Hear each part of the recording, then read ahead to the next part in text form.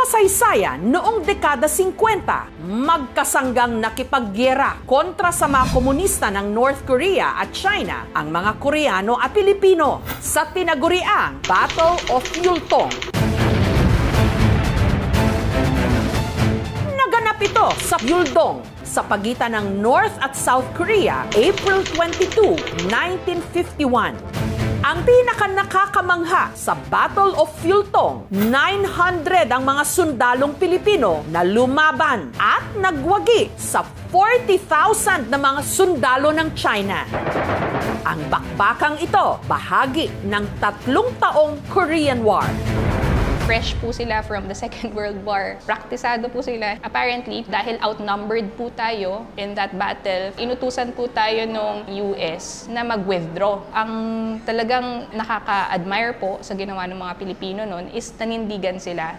Pero teka, kung ang Battle of Yultong bahagi ng Korean War, bakit merong 900 sundalong Pilipinong lumahok? Nagkaroon ng bagong gobyerno, namatay si Rojas, humarili si Pangulong LP Jocarino. Nagkaroon nga tayo ng Filipino UN head, no, na si Carlos Romulo. Sabi niya na dapat kung pinuno ng UN Filipino, dapat may Filipino representation din doon. Dumating ang 10th BCT sa Korea noong September 1950 ng kasagsagan ng combat. So, engagements talaga. They were there for almost about a year. 1,403 eksakto na officers and men.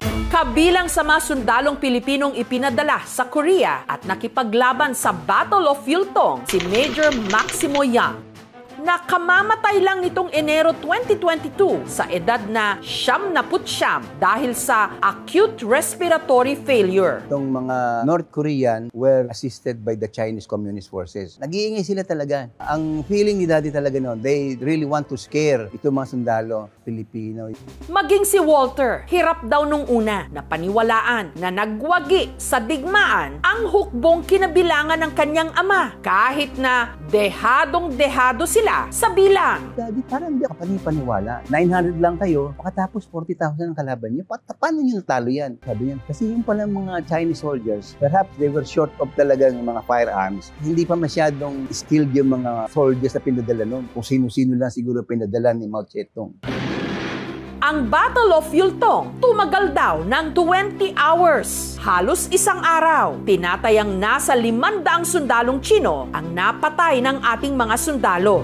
Habang sa 900 mga sundalong Pilipino, 100 ang nasawi. Kabilang ang ama ni Isabelita na si Captain Conrado Yap, dating kadete sa Philippine Military Academy at veterano ng World War II. Siya ay naging 3rd lieutenant kagad. Hindi siya umalis sa military after World War II. Siya ay pinadala ng gobyerno natin at saka kinuha siya ng US government para mag-aral ng tank warfare sa Kentucky. Pag-uwi niya ng Pilipinas, siya yung nagtayo ng tank company ng 10th BCT. Kasama niya si Colonel Mariano Azurin, yung kanilang naging BCT commander. Tapos pinadala na sila sa Korea. Sila yung nasa front line. Binibigyan niya ng moral para lumakas sa mga loob na hindi matakot doon sa mga nag-i-invade na mga Chinese at saka North Korean. Pinangako daw niya sa kanyang mga comrades na I will take you home, dead or alive. Naging katuwang ni Captain Yap ang malapit na kaibigan niyang si Lieutenant Jose Archaga Jr. Nung malaman niyang si Lieutenant Archaga at saka yung mga platoon niya ay napaligiran sa isang hill, talagang kumuha siya ng mga volunteers from his men na pupuntahan sila Lieutenant Archaga.